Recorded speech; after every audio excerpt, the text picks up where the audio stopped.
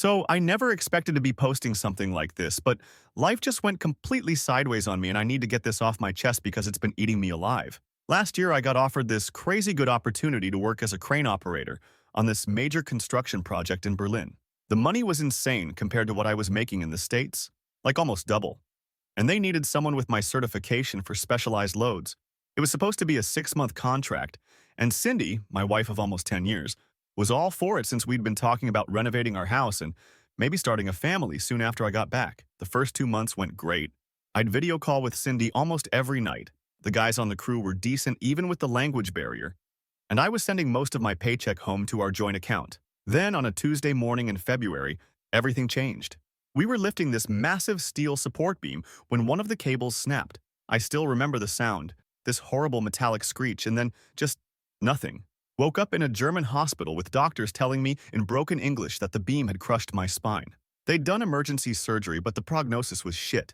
They kept using phrases like permanent damage and unlikely to walk again, while I was still trying to process what happened.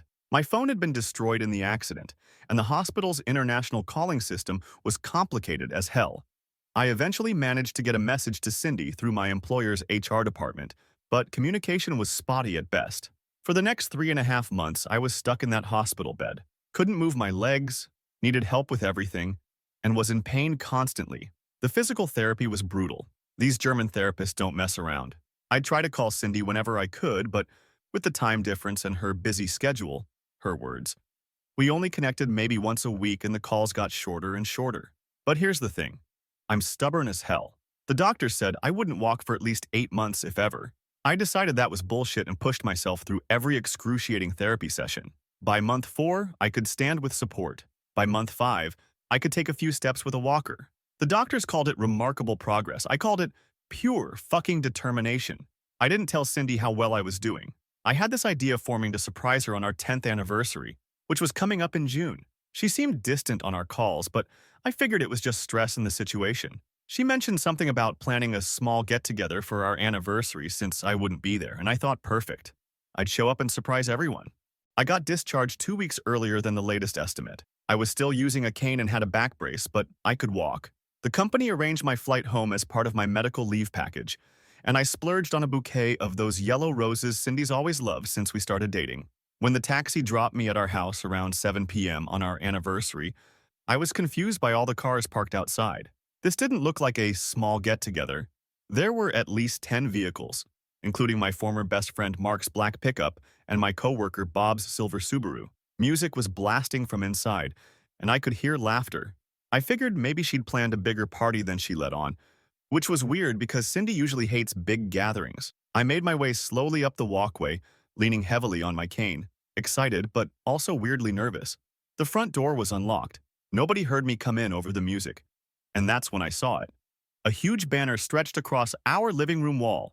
Ding dong! The bastard's finally gone. Time to celebrate. I froze right there in the entryway, trying to make sense of what I was seeing. Our living room was packed with people, most of whom I recognized. Cindy's sister Brenda was there, my high school buddy Mark, several of our neighbors, and even my coworker Bob. And at the center of it all was Cindy, standing with her arm around some guy I'd never seen before. She was holding up a glass of what looked like champagne, mid-toast, to freedom from that controlling loser. Already cashed his life insurance for 200 grand and maxed out his credit cards. Italy, here we come! Everyone cheered. The guy next to her, tall with this stupid man bun, laughed and kissed her neck. She giggled like a teenager. Then I noticed more details. Brenda was showing someone pictures on her phone. Look, we sold his dad's old tools for 2 grand, his gaming setup for 3, even got rid of his mom's china set. Bob was lounging on my couch, drinking my imported beer that I'd been saving. Mark, my supposed best friend since freshman year, was laughing with some of the guys. Remember when he used to lecture us about loyalty? What a fucking joke. And the cherry on top? Man bun guy was sitting in my recliner with his feet up on my coffee table, and I could see my dad's watch on his wrist. The watch my father gave me before he died. I don't know how long I stood there, maybe 30 seconds, a minute. Nobody noticed me. I felt this weird calm settle over me, like I was watching a movie about someone else's life. I reached into my pocket, pulled out my new phone, and quietly started recording. After getting about 3 minutes of footage, including Cindy and her sister discussing how they'd divided up my possessions, I stopped recording, took one last look at my so-called wife, and dropped the roses in the trash can by the door. Nobody saw me leave. I called another taxi and checked into a hotel downtown using the emergency credit card I kept separate from our joint accounts. I didn't sleep at all that night, just sat there, replaying the video, trying to process that the last 10 years of my life had been a complete lie. I didn't call or text Cindy, didn't confront anyone at the party, just started planning. Because if she wanted to celebrate my death so badly, I was going to make damn sure she'd regret it when she found out I was very much alive. Next morning, I contacted a lawyer, and that's when things started getting interesting. I'll post the next part tomorrow. This is already getting long, and I need to take my pain meds and try to get some sleep. But trust me, what happened next makes this part look like a warm-up. Update 1? Hey everyone! Still can't believe the response to my first post. Reading your comments actually helped me feel less crazy about this whole situation, so thanks for that. So after that first night in the hotel, I woke up feeling like absolute garbage. My back was killing me from the cheap mattress, and the reality of what happened was sinking in. I still had the video on my phone and watched it again just to make sure I hadn't hallucinated the whole thing. Nope, still real, still fucking surreal. First thing I did was call my Uncle Dave. He's my mom's younger brother, and the only family I have left since my parents died. We've always been close, and I knew I could trust him not to run his mouth. When I explained what happened, he straight up didn't believe me at first. Kept saying there must be some misunderstanding. So I sent him the video, and then there was just this long silence on the phone. He told me to pack my stuff and come stay at his hunting cabin about an hour outside the city. Said nobody would look for me there, and I could figure out my next steps. The cabin's pretty basic, just 2 rooms with spotty internet and a temperamental water heater, but it was better than burning through cash at the hotel. My lawyer, Jen, agreed to meet me at the cabin that afternoon. She's this no-nonsense woman who used to work with my dad years ago. When she watched the video, she didn't gasp or act shocked like Uncle Dave. She just took notes and asked practical questions. That's exactly what I needed. The news she gave me wasn't great. Apparently, Cindy had reported me dead about 2 months after my accident. She'd told everyone that the hospital in Germany had called to say I'd developed complications and died from an infection. She even had some paperwork that looked official enough that nobody questioned it. Jen said this was straight-up fraud, and we had multiple angles to pursue. What really messed me up was finding out this wasn't some spur-of-the-moment thing. Jen had a contact who could access some basic financial records, and Cindy had been moving money around for months before my accident. Like she'd been planning this for a long time, just waiting for the right opportunity. And then when I got hurt, it was like Christmas came early for her. While Jen started working on the legal stuff, I called my company's HR department. They were shocked to hear from me, obviously. The HR guy kept saying, "But we were told you were deceased," like a broken record. When I explained what happened, he transferred me to the legal department, who confirmed they'd been processing my death benefits and the accident settlement. They'd already sent the life insurance payout to Cindy, but fortunately the settlement money, about 150,000 euros, was still being processed. I asked them to freeze everything and explain the situation. They were surprisingly helpful. I guess because they were worried about legal liability if they paid death benefits for someone who wasn't actually dead. They agreed to hold the settlement and investigate the insurance fraud. The next few days were a blur of phone calls and paperwork. I had to deal with credit card companies to report fraud, banks to freeze accounts, and even the mortgage company since the house was in both our names. Every time I had to explain my situation to some customer service rep, I felt more and more pissed off. Like, how the hell did I end up here? One thing that kept bugging me was, why? Why would Cindy do this? We weren't perfect, but I thought we were solid. Jen suggested I check our old email accounts to see if there were any clues. That's when I found the emails between Cindy and her sister from last year. Turns out, Cindy had been unhappy for years but was too comfortable to leave. She complained I was controlling because I asked her to contribute to our savings instead of blowing money on designer crap. She whined that I was holding her back from living the life she wanted. And the kicker? She'd been sleeping with Man Bun, whose name is apparently Derek, for at least a year before my accident. Reading those emails was like getting hit by that steel beam all over again. All those nights I was pushing through physical therapy, determined to get home to her. She was planning how to cash in on my death. All those years I thought we were building something together. She was just waiting for a better option. I spent one night getting wasted on Uncle Dave's cheap whiskey, feeling sorry for myself. But by morning, I was done with that. It was time to focus on the revenge plan. First target? The money. Cindy had already spent some of the life insurance and maxed out my credit cards, but there was still plenty to go after. Jen filed emergency motions to freeze all our joint assets based on the fraud evidence. She also started the process for reporting the life insurance fraud, which is apparently a pretty serious crime. Second target, the house. Since my name was still on the mortgage and I wasn't actually dead, I still had legal rights to it. Jen worked on getting an emergency court order that would prevent Cindy from selling it or any more of our stuff. Third target, her reputation. This one was trickier because I didn't want to tip my hand too early, but I started gathering info on everyone who was at that party. Made a list of mutual friends, family members, and coworkers who should know what kind of person they were supporting. While all this was happening, I got a call from someone I didn't expect, Cindy's mom, Linda. Apparently, she'd been trying to reach Cindy for days about some family thing and wasn't getting any response. She'd heard from a neighbor that there had been some kind of party at our house, but Cindy hadn't invited her. Linda and I always got along well, and she had no idea I was supposedly dead. Cindy had told her I was still in Germany recovering. I decided to be straight with her, told her everything, including sending her a clip from the video, not the parts where they were talking about stealing my stuff, just enough to prove what was happening. Linda went silent, then started crying. Said she raised her daughter better than this.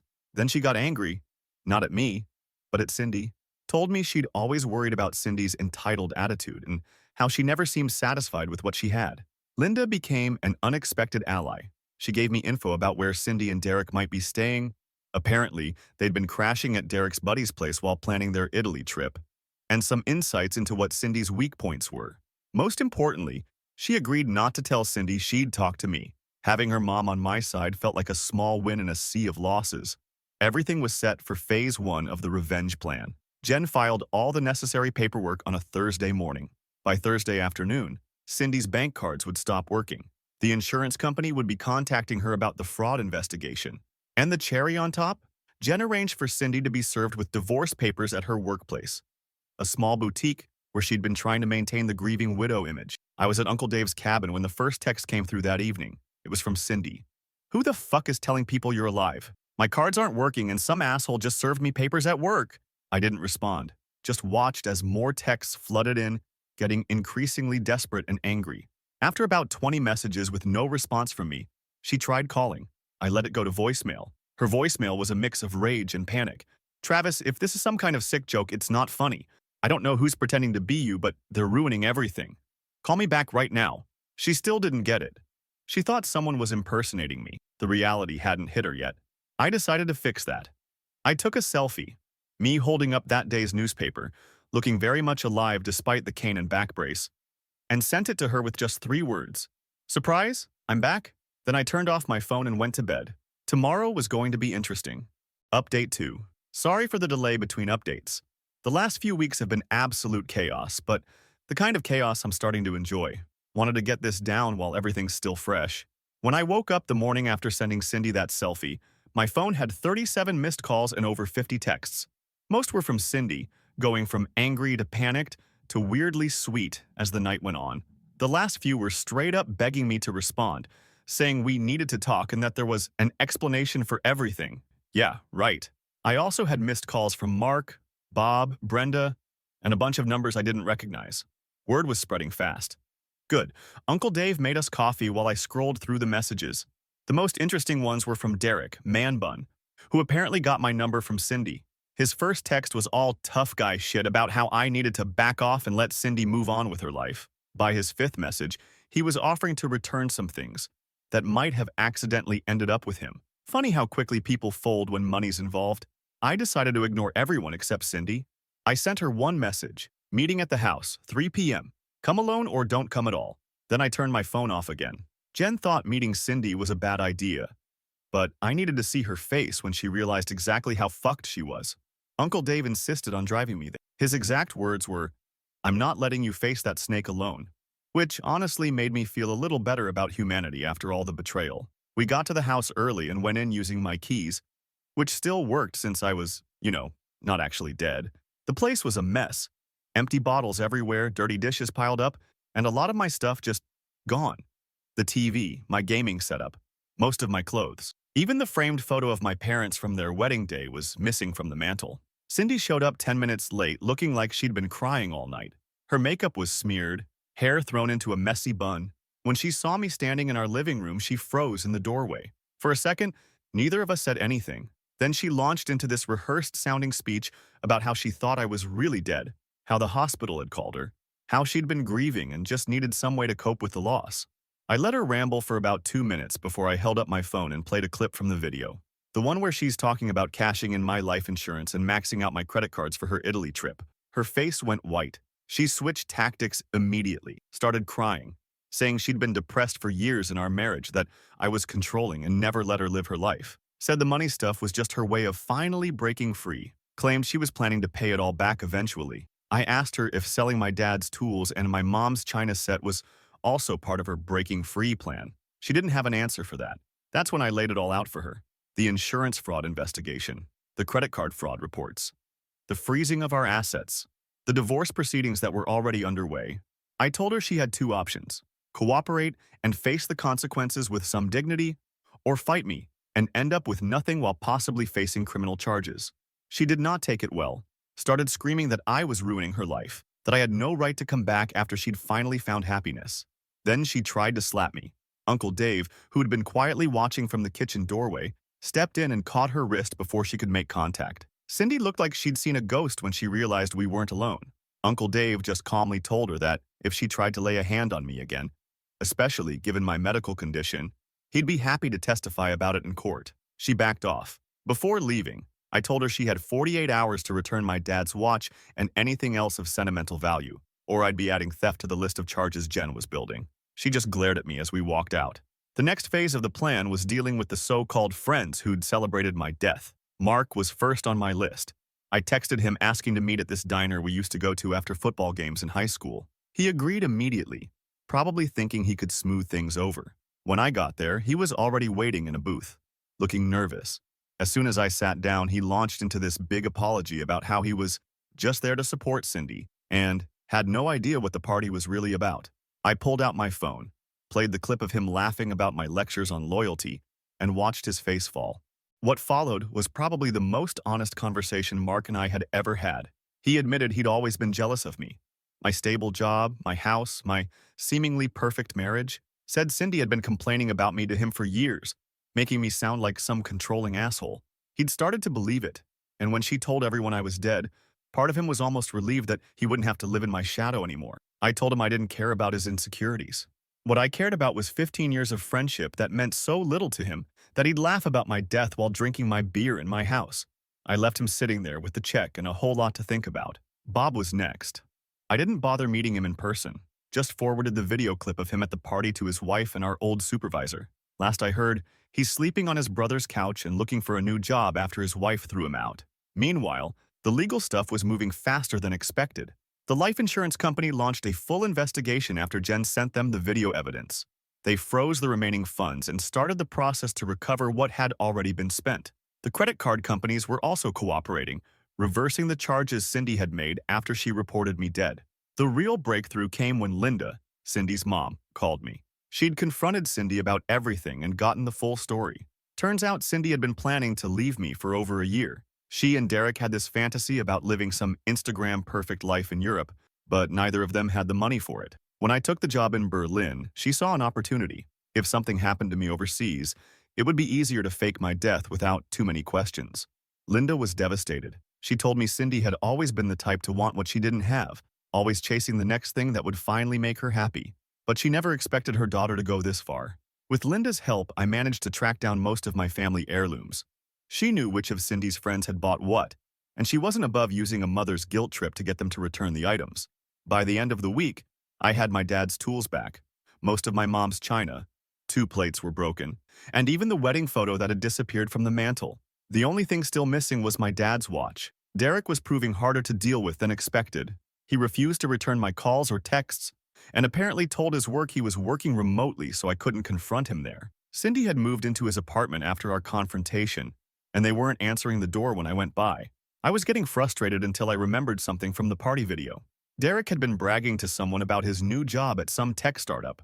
A bit of searching on LinkedIn found his profile, and sure enough, he'd recently updated his job title. I sent an anonymous email to his new employer with a clip from the video showing Derek wearing my dad's watch and bragging about how they'd sold my belongings. Included a detailed explanation of the insurance fraud situation and suggested they might want to reconsider having someone involved in such activities handling company assets. 3 days later, Derek was suddenly very eager to meet. We arranged to meet at a coffee shop downtown. He showed up looking like he hadn't slept in days, the watch conspicuously absent from his wrist.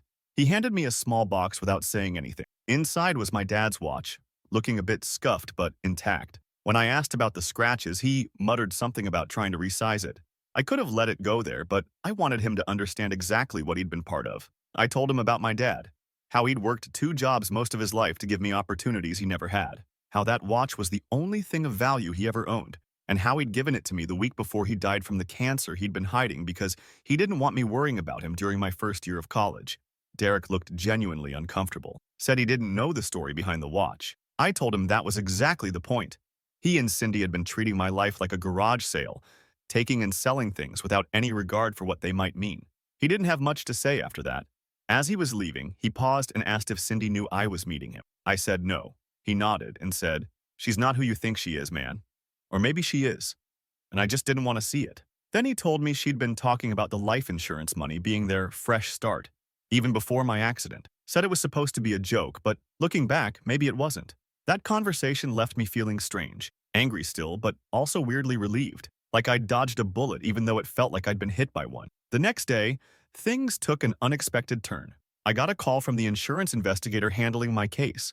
They'd found emails between Cindy and someone at the German hospital discussing how to get documentation about a terminal complication, in my case.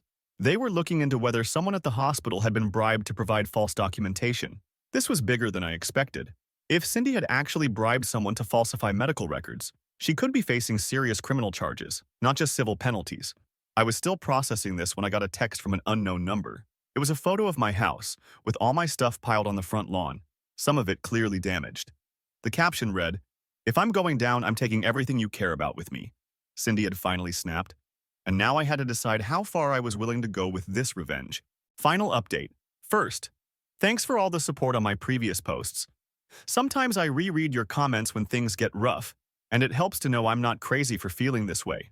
After getting that text with my stuff thrown all over the lawn, I called Jen immediately. She advised me to document everything but not to confront Cindy directly since the situation was escalating. So Uncle Dave drove me to the house while I contacted the police to report vandalism and property damage. When we pulled up, the scene was worse than the photo showed. It had started raining and a bunch of my clothes and books were getting soaked. My computer had clearly been smashed, and she'd taken scissors to my favorite leather jacket, the one my dad gave me when I turned 18.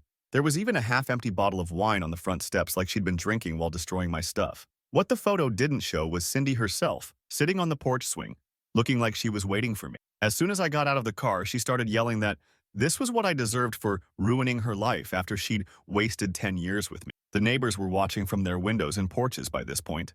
Mrs. Keller from next door was recording the whole thing on her phone. Cindy didn't seem to notice or care. The police arrived about 15 minutes later. By then, Cindy had worked herself into a full meltdown, screaming about how I was controlling, how I never let her have nice things, how she'd been planning her escape for years. The officers separated us, and one of them started taking my statement while the other talked to Cindy. I showed them the video from the party, explained the whole situation with the fake death report, and pointed out the property damage. Uncle Dave backed up my story. While I was talking to the officer, I noticed Cindy's mom's car pull up. Apparently, one of the neighbors had called her. Linda took one look at the scene, her daughter screaming at the cops, my stuff scattered everywhere, and just looked tired. Not shocked, not even angry anymore, just exhausted. The officers decided to take Cindy to the station for questioning about the vandalism and the potential fraud. As they were putting her in the car, Derek showed up. Instead of defending her, he just stood there awkwardly, keeping his distance. When Cindy saw him, she started yelling at him too, saying he was useless and asking why he wasn't helping her. He mumbled something about not wanting to get involved with the police and backed away toward his car. That's when Cindy completely lost it. She started screaming that he'd promised they would be together no matter what, and that the plan had been his idea too. The officers perked up at that, and one of them walked over to talk to Derek, who suddenly looked like he wanted to be anywhere else. Linda and I ended up gathering what could be saved from the lawn, while Uncle Dave talked to the police.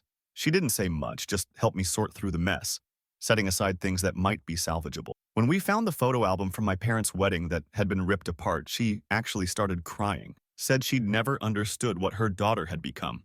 The next few days were a blur of police statements, calls with Jen, and insurance paperwork. The good news was that Cindy's meltdown had basically handed us the case. Between the video evidence, the property damage, and her public admission that she'd been planning this for years, Jen said the divorce proceedings would go heavily in my favor. The insurance fraud investigation accelerated too. Turns out Derek had cracked under questioning and admitted that he had a friend who worked at the hospital in Berlin. Not a doctor, just an administrative assistant who had access to letterhead and basic patient information. They'd worked together to create fake documentation about my death from complications. The friend had been paid €4,000 for his part. With that information, the insurance company was able to definitively prove fraud. They immediately began proceedings to recover the full life insurance payout plus damages. The credit card companies followed suit for the fraudulent charges. Meanwhile, I'd been staying at a local extended stay hotel while trying to figure out my next steps. The house was a mess and I didn't want to deal with it yet. Plus, my back was killing me after all the stress. The doctor had warned me not to push myself too hard during recovery, and I'd definitely been ignoring that advice. About a week after the lawn incident, I got a call from Derek, of all people. He sounded nervous, asking if we could meet. I was curious enough to agree, but brought Uncle Dave along just in case. Derek looked terrible when he showed up at the coffee shop. Unshaven, dark circles under his eyes, wearing the same hoodie from our last meeting. He got straight to the point.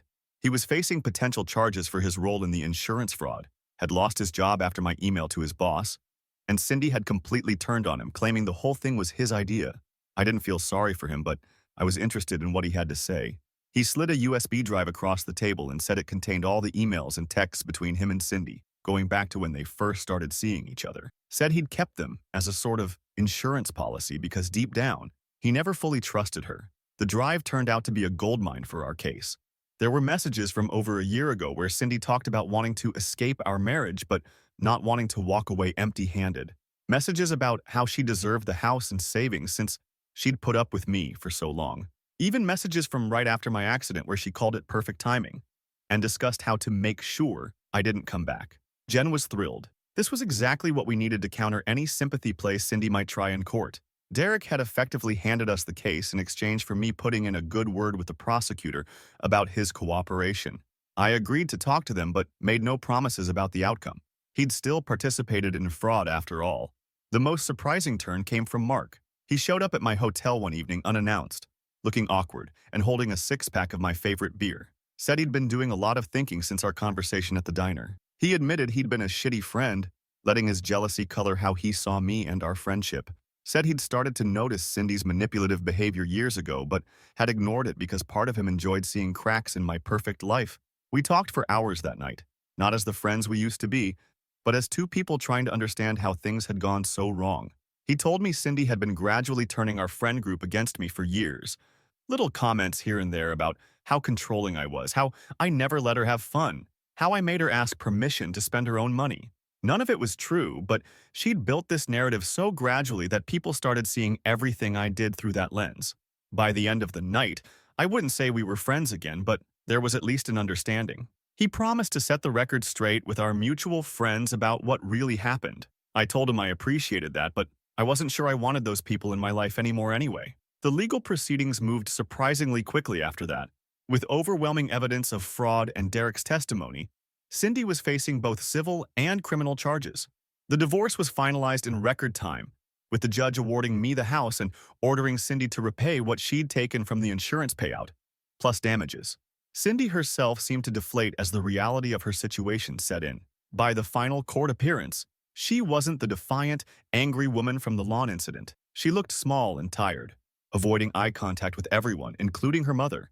When the judge announced the ruling, she didn't even react, just stared at the table in front of her. As for Derek, he got a reduced sentence in exchange for his cooperation, but still ended up with community service and probation. Last I heard, he moved back to his hometown to start over. Whatever that means.